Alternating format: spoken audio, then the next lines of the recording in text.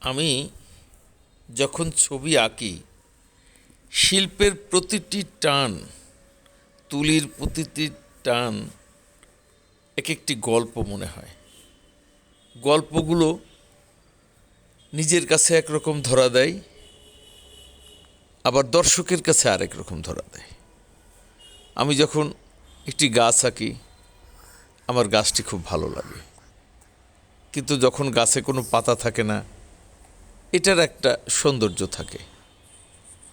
আমরা মানুষ খুঁজি, সেই আগের মতো মানুষগুলো পাই না। এখন মানুষগুলো কেন যেন অচেনা মনে হয়।